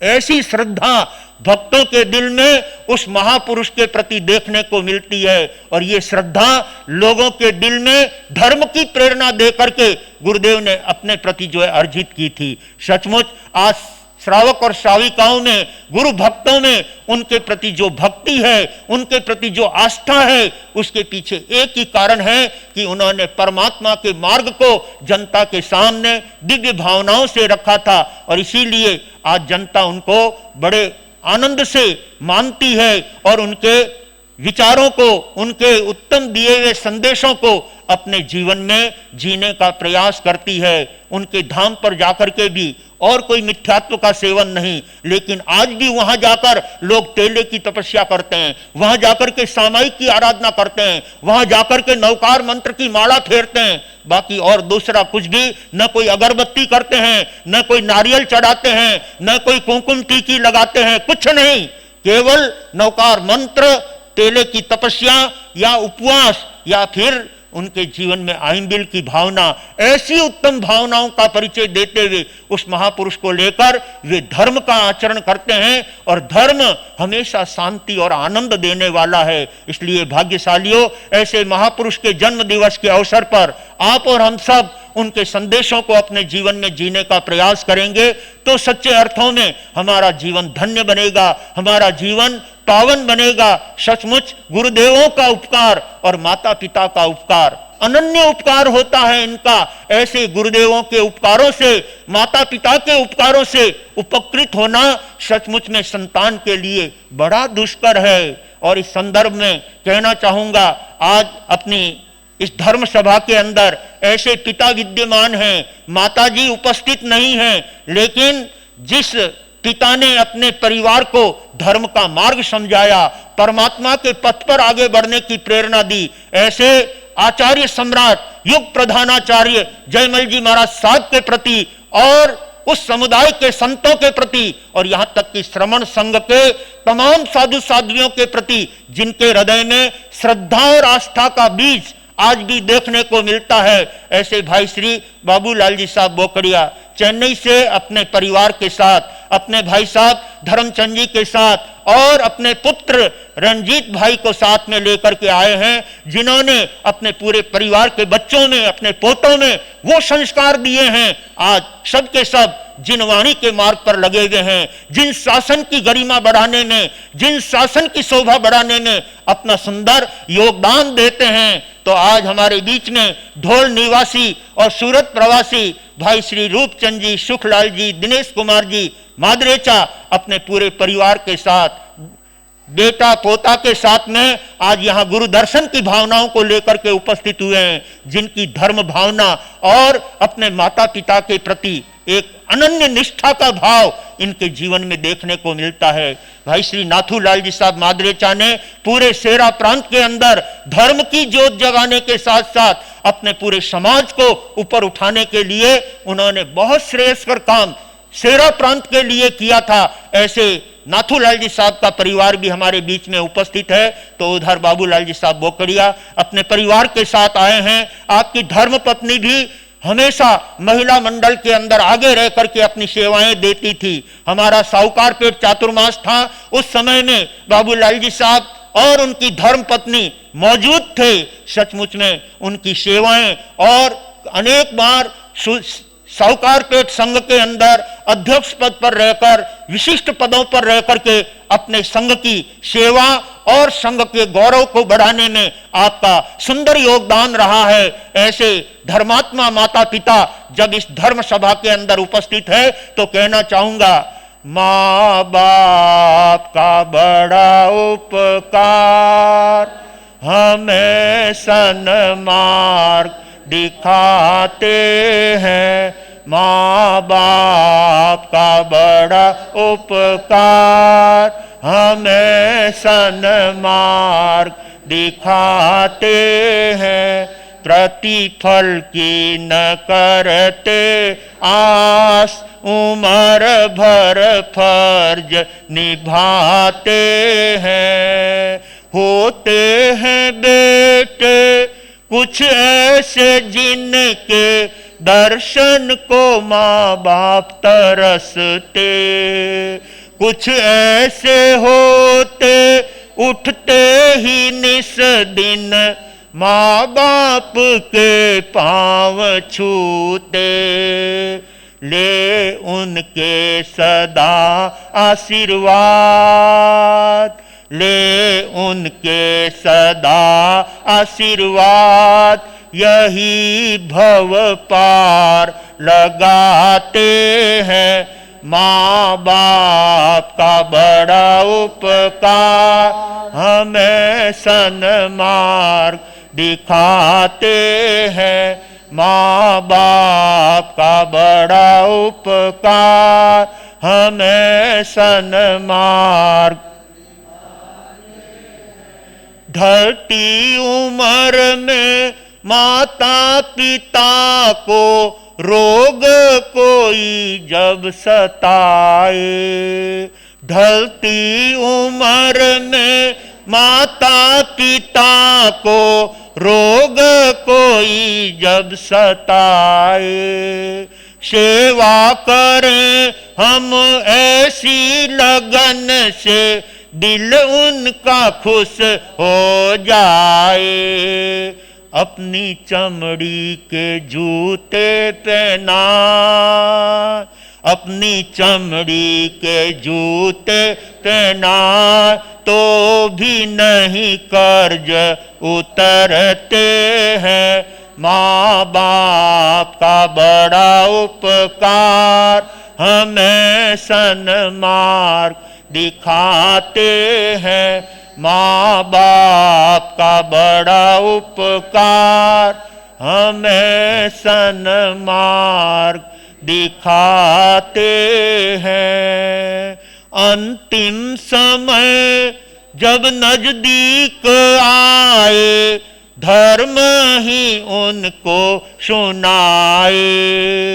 माहौल ऐसा कर दे धर्ममय, पंडित मरण को वे पाए। उनकी आत्मा का हो कल्याण, उनकी आत्मा का हो कल्याण, यदि सही भाथा बंधाते हैं। माँ बाप का बड़ा उपकार हमें सन्मार्ग दिखाते हैं। माँ का बड़ा उपकार सन्मार्ग दिखाते हैं। बच्चों को सन्मार्ग दिखाने वाले, धर्म का मार्ग बताने वाले, परमात्मा के पथ पर लगाने वाले और समय समय पर गुरु भगवंतों की सेवा में अपनी संतति को लाकर अच्छे संस्कार देने वाले माता पिता दुनिया के अंदर बहुत दुर्लभ हुआ करते हैं। ऐसे माता पिता के प्रति जो अपने दिल में सेवा के अनूठे भाव रख करके चलता है, माता पिता ने जो पुत्र के लिए दिया है उस एवज में पुत्र अपने माँ बाप के लिए क्या दे सकता है। माता पिता ने बहुत कुछ दिया है, इतना दिया है, इतना दिया है कि उसके बदले में इस जन्म में ही नहीं लेकिन 7 जन्मों में भी माँ बाप के उपकारों से हल्के नहीं बन सकते, माँ बाप के उपकारों से उऋण नहीं हो सकते। इतना उपकार माता पिता का एक संतान के ऊपर हुआ करता है और ऐसा उपकार जानने वाली संतान श्रवण कुमार की तरह अपने माता पिता की अनुपम सेवा देते हुए, अद्भुत सेवा बजाते हुए अपने माँ बाप को धर्म भावनाओं से जोड़ने का कार्य करते हैं। जब राजा दशरथ के द्वारा बाण लगने से श्रवण कुमार घायल हो जाता है और उस स्थिति में राजा दशरथ श्रवण कुमार के पास आकर के अपने अपराध की क्षमा याचना मांगता है, उस समय श्रवण कुमार राजा दशरथ से अपने दिल की क्या बात निवेदन करता है। श्रवण दशरथ से बोले, मारो मात पिता में जीव डोले। श्रवण दशरथ से मारो मात पिता में जीव डोले।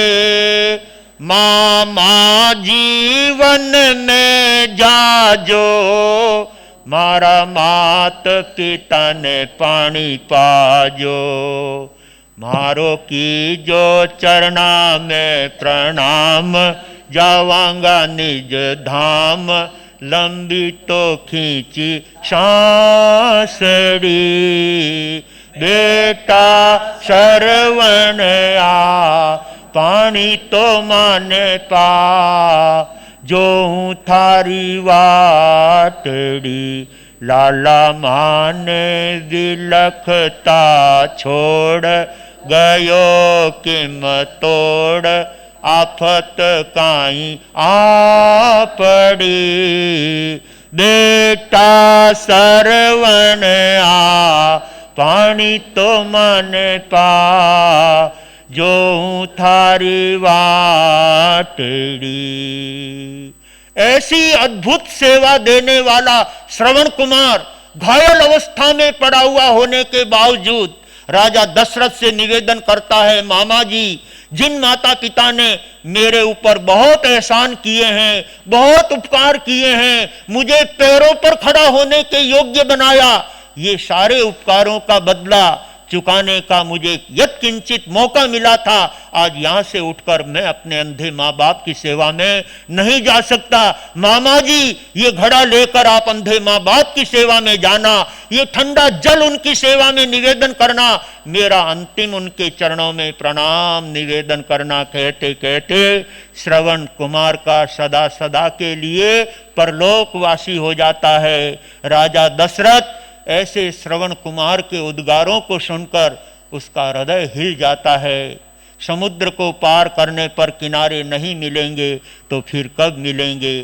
चांद के दरबार में सितारे नहीं खिलेंगे तो फिर कब खिलेंगे? मैं पूछना चाहता हूं उपस्थित भाई और बहनों से, श्रवण कुमार का कथानक सुनकर के आपके हृदय नहीं हिलेंगे तो फिर कब हिलेंगे? आपके हृदय नहीं हिलेंगे तो फिर कब हिलेंगे? सचमुच श्रवण कुमार की अद्भुत सेवा भावना हम सबको सुंदर मार्गदर्शन करती है। जो भी पुत्र और जो भी पुत्री अपने माँ बाप के प्रति समर्पित होकर के उनकी सेवा भावना अदा करता है, उनकी भावनाओं का सम्मान करता है, उनकी भावनाओं का आदर करता है, और यदि आदर नहीं कर सकते तो कम से कम तिरस्कार करने का तो भाव कभी पुत्र को रखना ही नहीं चाहिए। धोख देवो तो बहुत अच्छा, परंतु धक्का तो कम से कम मत देना। जिन माँ बाप ने आपको अपने पैरों पर खड़ा होने के योग्य बनाया, ऐसे माँ बाप को धक्का देकर आप अपनी आत्मा को कालिक से पोतने का काम कभी भूल करके नहीं करना। सचमुच में माँ बाप के आशीर्वाद जीवन में फला करते हैं और माँ बाप के आशीर्वाद ही संतान के लिए सभी तरह से गरिमा पूर्ण हुआ करते हैं। जो भी भाग्यशाली आत्मा ऐसे अद्भुत संस्कारों से अपने जीवन को भावित करेंगे, उत्तम संस्कारों से अपने जीवन को सजाएंगे, उनका जीवन इस लोक में भी सुखी बनेगा और आगे परभव में भी सुख और शांति प्राप्त करेगा। इन्हीं सद्भावों के साथ अपने शब्दों को यहीं विराम देता हूँ। आनंद दिया। ज्ञान सिंधु परम पूज्य गुरुदेव आचार्य सम्राट डॉक्टर शिव मुनि जी महाराज साहब के पावन चरण कमलों में परोक्ष सविधि वंदना करता हुआ सुधर्मा स्वामी के पाठ को सुशोभित करने वाले अत्र विराजित कमल कुल दिवाकर आगम पिपासु परम पूज्य गुरुदेव परम श्रद्धेय विनय मुनि जी महाराज साहब वागीस प्रवचन गज केसरी जन जन के श्रद्धा के केंद्र मेरे श्रद्धा के आयाम परम पूज्य गुरुदेव गौतम मुनि जी महाराज साहब गुणाकर आदि सभी चरित्र आत्माओं के पावन श्री चरण कमलों में सविधि वंदना अर्ज करता हुआ गुरु अम्बेश कमल कन्हैया धर्म सभागार में विराजित देवतुल्य प्रबुद्ध सुश्रावकों, माताओं, बहनों, युवा साथियों, जय जिनेन्द्र, जय महावीर। अकल्पनीय आत्मिक आनंद की अनुभूति के अमूल्य क्षणों का अंबार, एक विरल अस्तित्व की अनुभूति। वर्षावास 2025 कामरेज। इस धर्मसभा में पधारे सभी अतिथियों का श्री वर्धमान स्थानकवासी जैन श्रावक संघ कामरेज, श्री गुरु विनय गौतम चातुर्मास संयोजन समिति कामरेज की तरफ से हार्दिक स्वागत एवं अभिनंदन। स्वागत की इसी कड़ी को हम आतिथ्य देवो भवी की कड़ी को चरितार्थ करने हेतु आज के स्वागत करता परिवार श्रीमान जमुना लाल जी सा, जम्बू कुमार जी सा, दीपक कुमार जी सा, पिछोलिया परिवार से मैं निवेदन करूंगा आप आगे पधारे। आज की हमारी धर्म सभा में पधारे सभी अतिथियों का स्वागत बहुमान कर संघ को अनुग्रहित करावे पिछोलिया परिवार। इससे पूर्व मैं आज हमारे यहाँ पे चातुर्मास हेतु विराजित गुरु भगवंतों की सेवा में समर्पित ऐसे ओजस्वी चेहरों का स्वागत एवं बहुमान करने हेतु मैं हमारे चातुर्मास समिति के अध्यक्ष भाई श्री दिनेश जी पोखरना, ट्रस्ट के अध्यक्ष जीवन जी साहब बाबेल, संघ अध्यक्ष मुकेश जी साहब कोठारी, संघ मंत्री दिनेश जी आचलिया में निवेदन करूंगा आप आगे पधारें। आज हमारी इस धर्म सभा में श्रमण संघ के सहयोगी कह दूं, सेवा भावी या धर्मात्मा कह दूं, गुरु सेवा में समर्पित गुरु सारथी रथ का सारथी नहीं, गुरु सारथी महाभारत में अर्जुन का रथ का सारथी जो भगवान श्री कृष्ण थे, मैं वो उपाधि दे रहा हूं इनको। भगवान ऐसे हमारे गुरु भगवंतों के रथ के सारथी शासन की सेवा में अपना सर्वस्व समर्पित करते हुए गुरु चरणों में सदैव उपस्थित रहकर सेवा देने वाले ऐसे हमारे भाई श्री प्रभुराम देवासी जो इस चातुर्मास में ही नहीं अपितु कई वर्षों से गुरुदेवों की सेवा में गुरुदेवों के चरणों में समर्पित होकर गुरुदेवों की सेवा ही नहीं अपितु संपूर्ण जिन शासन की सेवा में ओतप्रोत रहे हैं, ऐसे भाई श्री प्रभुराम देवासी का स्वागत एवं बहुमान करना इस कामरेज श्री संघ के लिए अनन्य गौरवान्वित के पल हैं। मैं निवेदन करूंगा हमारे महावीर भवन ट्रस्ट के अध्यक्ष भाई श्री जीवन जी साहब बाबेल, हमारे चातुर्मास सेवा समिति के अध्यक्ष भाई श्री दिनेश जी पोखरना, श्री वर्धमान स्थानकवासी जैन श्रावक संघ कामरेज के अध्यक्ष भाई श्री मुकेश जी कोठारी, वर्धमान स्थानकवासी जैन श्रावक संघ मंत्री दिनेश जी आचलिया, ट्रस्ट मंत्री भाई श्री किशन जी हिंगड़, आप आगे आए। ऐसी अनमोल अनन्य विभूति का बहुमान स्वागत कर संघ को एक नई दिशा, एक नए ऊर्जा की पहचान करावे। बंधुओं, माउंट आबू पर जिस बालक ने 5-7 वर्ष तक महावीर वर्धमान केंद्र में सेवा दी और तत्पश्चात 21 से ये बालक हमारे साथ में रहता है और संतों की सेवा के साथ साथ संघ की भी अद्भुत सेवा करता है। 5 वर्षों से निरंतर गौ माता की सेवा में भी निरंतर लगा हुआ है। 10-12 हजार की पगार में हर महीने हर रोज 10 रुपए गाय गौ माता के लिए प्रतिदिन निकालता है। 5 वर्षों से ये रिकॉर्ड है। ये बालक 5 वर्षों से गौ माता के लिए अपनी सेवाएं दे रहा है और साथ साथ में संतों की सेवा, जिन शासन की सेवा और इस संघ में जो उन्होंने अपनी सेवाएं दी है, वो संघ के लोग बराबर इनको अच्छी तरह से देख रहे हैं। ऐसे प्रभु राम देवासी आज अपने घर जा रहा है किसी कारण विशेष से और वापिस सेवा में पहुंचेगा, उसका सम्मान संघ के द्वारा किया जा रहा है। बहुत बहुत धन्यवाद। सचमुच बंधुओं, इसकी सेवा आत्मा से दी जाती है। महावीर केंद्र में 5 साल रहा ना, तो वहां पर आने वाले यात्री जिस रूम में रहते थे, इसकी सेवा देख करके लोग, कोई इसको 500 रुपए, कोई 1000 रुपए, कोई तो 2-2 हजार रुपए इनको केवल इनकी सेवा देख करके दे करके जाते थे।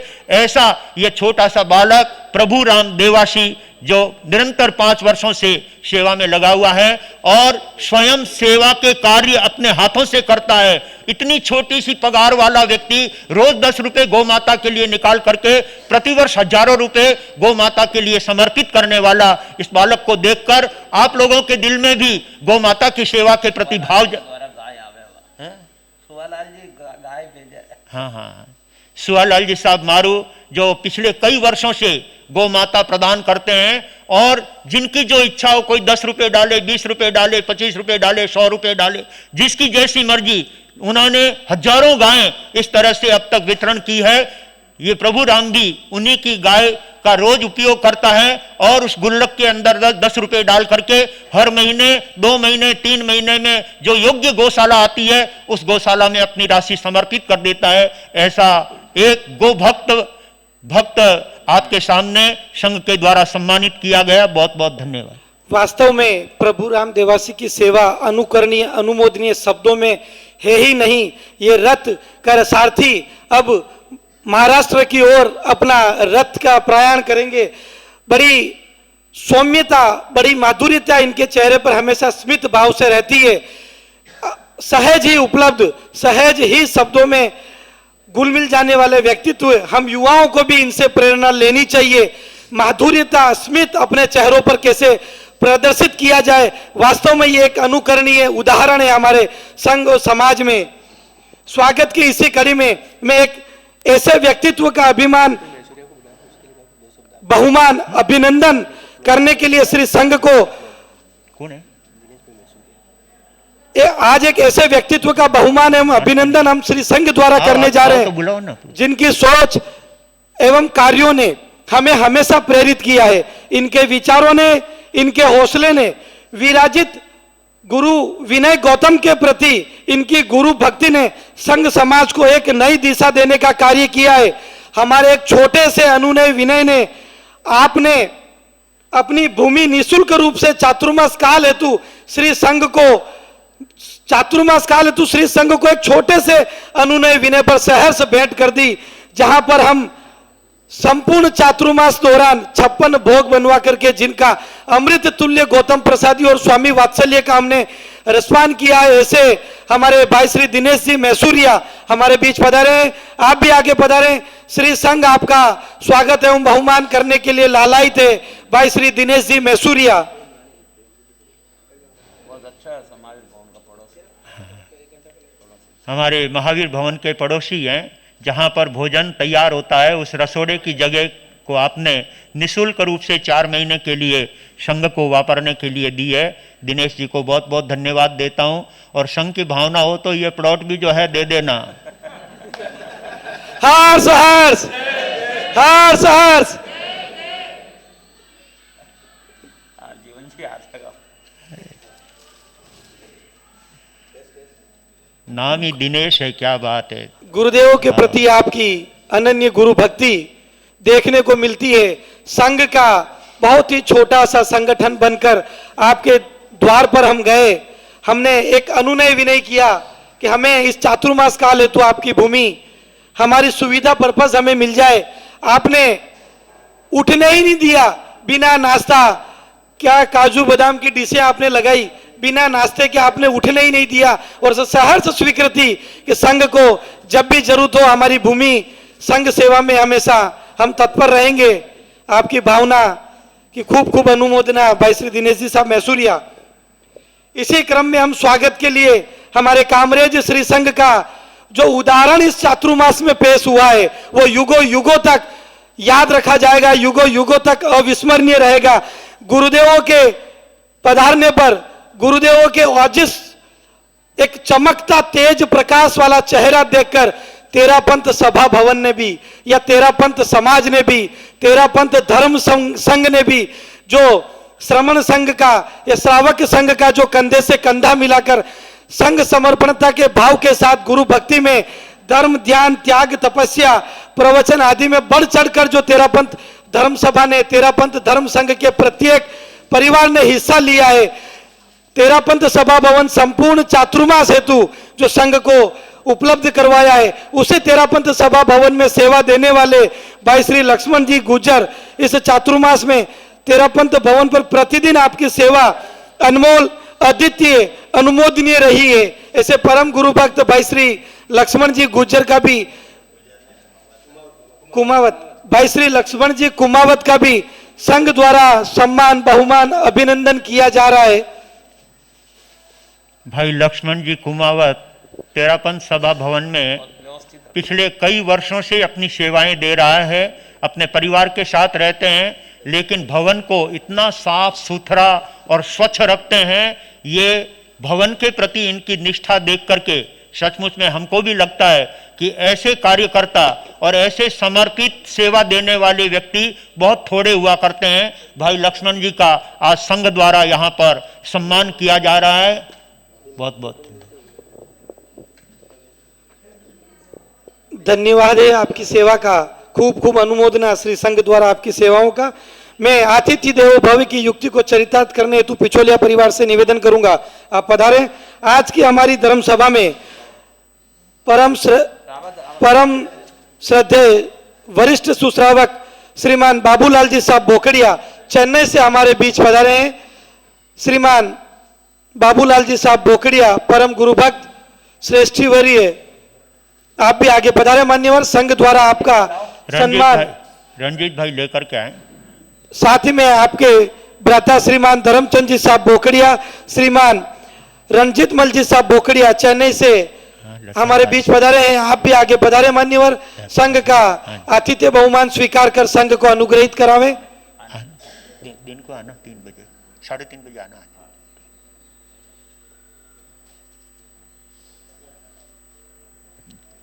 आओ धर्मचंद जी, आओ रंजीत मल जी भी आओ। आज के प्रवचन में जिस श्रावक बंधु का उल्लेख किया, आप हैं बाबूलाल जी साहब बोकड़िया।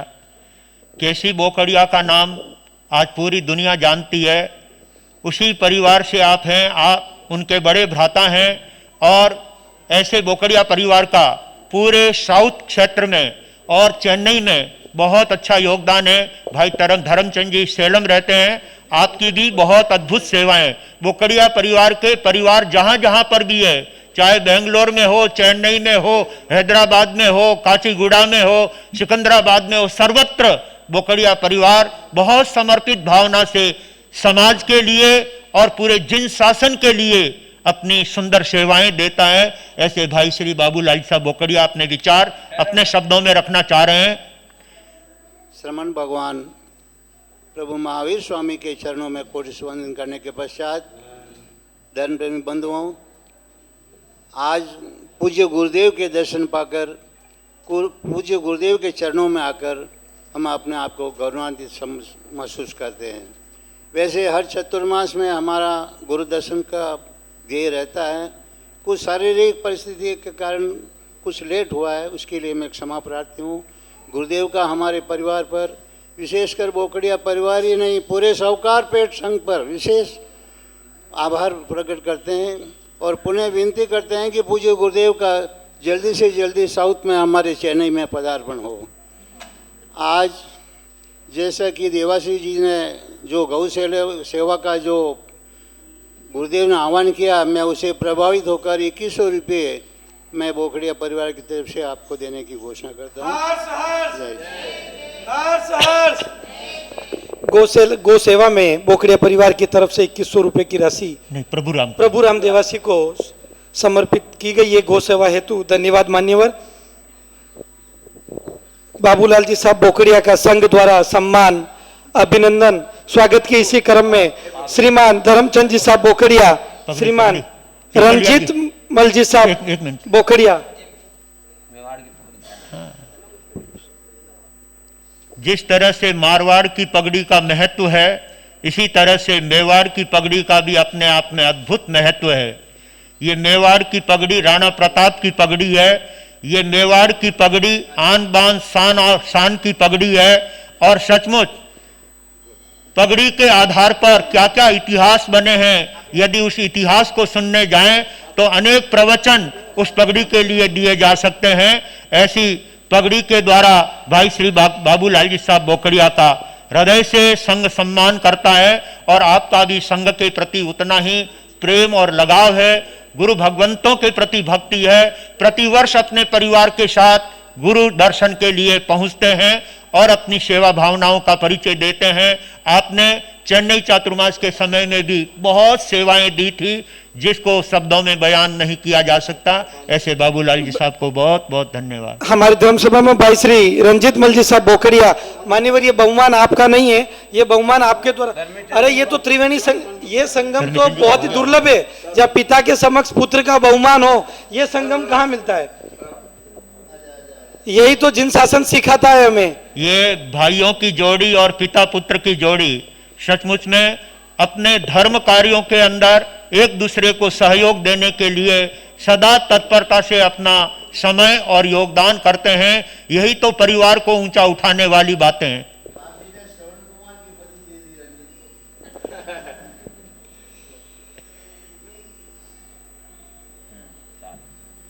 मान्यवर, संघ आपका बहुमान अभिनंदित करते हुए बहुत गौरवान्वित महसूस कर रहा है। स्वागत की इसी कड़ी में हमारे बीच सूरत के गौरव श्रीमान दिनेश कुमार जी साहब माद्रेचा हमारे बीच पधारे हैं।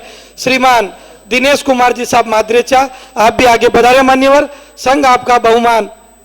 रूपचंद जी साहब, सुखलाल जी साहब अनेक बार धर्म सभा में उपस्थित हुए हैं। संघ ने उनका सम्मान किया है। आज उनके छोटे भाई जिनकी समाज के प्रति अद्भुत सेवाएं हैं, ऐसे भाई दिनेश जी का सम्मान संघ करना चाहता है। दिनेश जी नाथूलाल जी माद्रेचा आगे आए और संघ का सम्मान स्वीकार करें।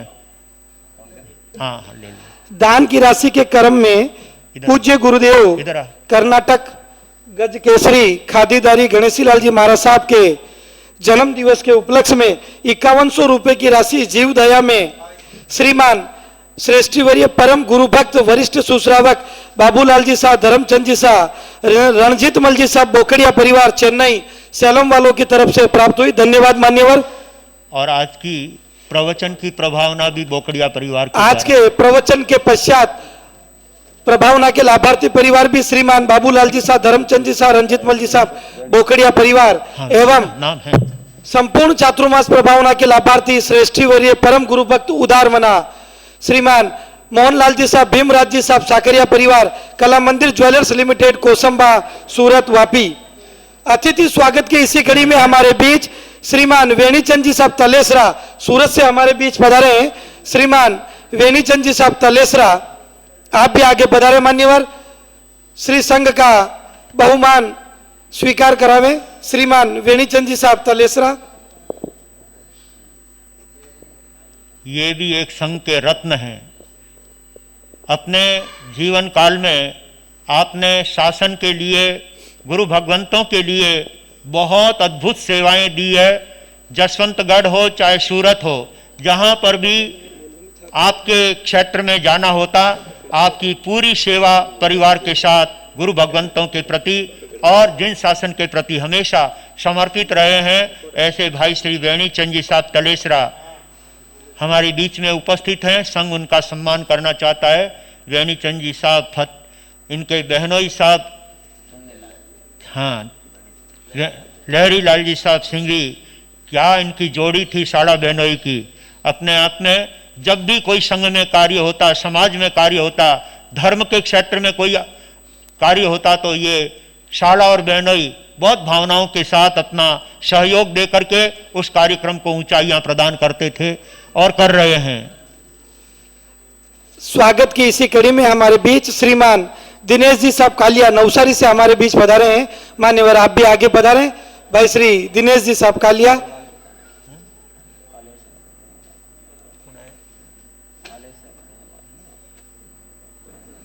युवा कार्यकर्ता, युवा संघ समाज उद्धारक श्रीमान दिनेश जी साहब कालिया हमारे बीच पधारे हैं। आप भी आगे पधारे मान्यवर।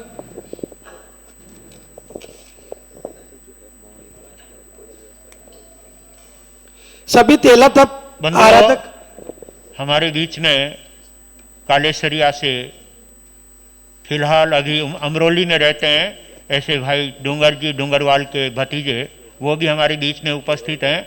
डूंगरवाल परिवार बहुत धर्मनिष्ठ परिवार है, उनका भी संघ सम्मान करना चाहता है।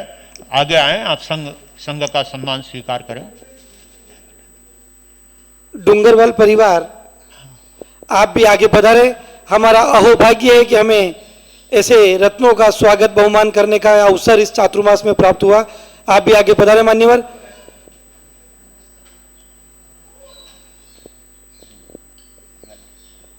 संपूर्ण चातुर्मास में मीडिया एवं फोटोग्राफी के लाभार्थी परिवार श्रेष्ठीवर्य उदारमना सेठ साहब श्रीमान सुरेश कुमार जी साहब, जीवन सिंह जी साहब, दिलीप कुमार जी साहब, बाबेल परिवार, राशमी कामरेज सायण,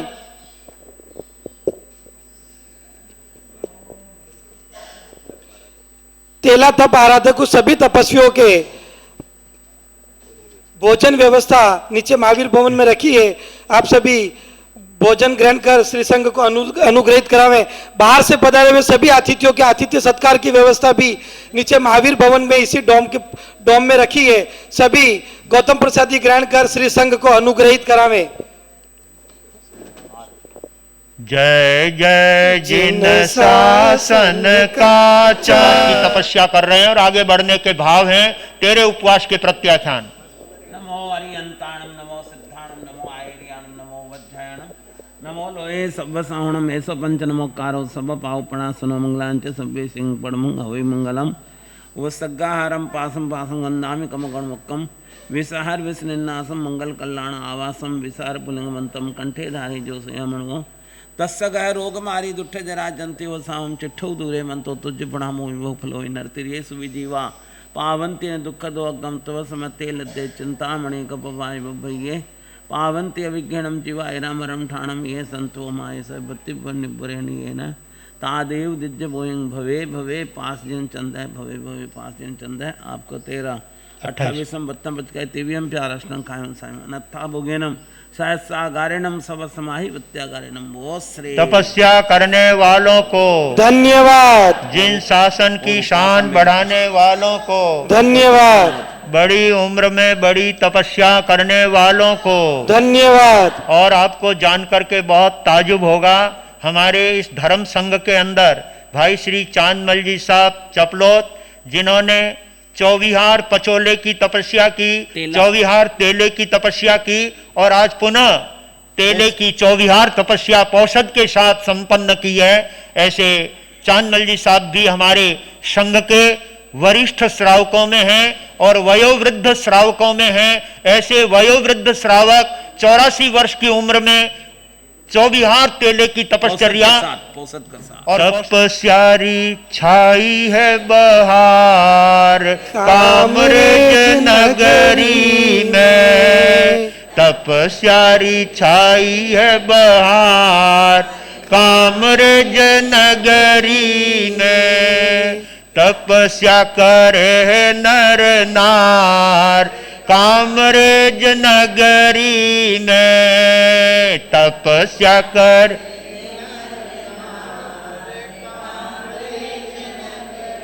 अपने यहाँ पर कल घोर तपस्वी मांझी स्वामी के विशेष कार्यक्रम पर काफी बहनों ने और भाइयों ने तेले तप की आराधना करके गुरुदेवों के प्रति भक्ति दी है। ऐसे भाई श्री चांदमल जी साहब जिनके आज चौविहार तेले की तपस्या संपन्न हुई है और भाई जगदीश जी कालिया जिन्होंने तेले की तपस्या से लेकर 14 उपवास के तपस्वियों का सबका सम्मान रजत मुद्रा के द्वारा किया है। यद्यपि संघ द्वारा उनका सम्मान कर दिया गया है पर जगदीश भाई आज आए हैं, आज उनके भी उपवास का पारना है, वर्षी तप चल रहा है। उनकी इच्छा है कि मैं चांदमल जी साहब का सम्मान करना चाहता हूं। भाई चांदमल जी साहब आगे आए और भाई जगदीश जी कालिया उनको रजत मुद्रा के द्वारा सम्मानित करेंगे। मुद्रा में स्वागत हो गया कल। हो गया ना? हाँ हो गया, कल सम्मान हो गया। अब आज तो है वो ज्ञान पेना दो आओ आओ जगदीश भाई आओ। हाँ सम्मान हो गया आपके साल माला से। चिलेश्वर वाले जगदीश भाई कालिया आप पधारें, बहुमान करें तपस्वी का बहुमान हो गया। ये है हमारे चांदमल जी साहब चपलोद रहा है और दूसरा कलश पर्यूषण के बाद में स्थापित किया गया है। दोनों कलश दो परिवारों ने प्राप्त किए हैं।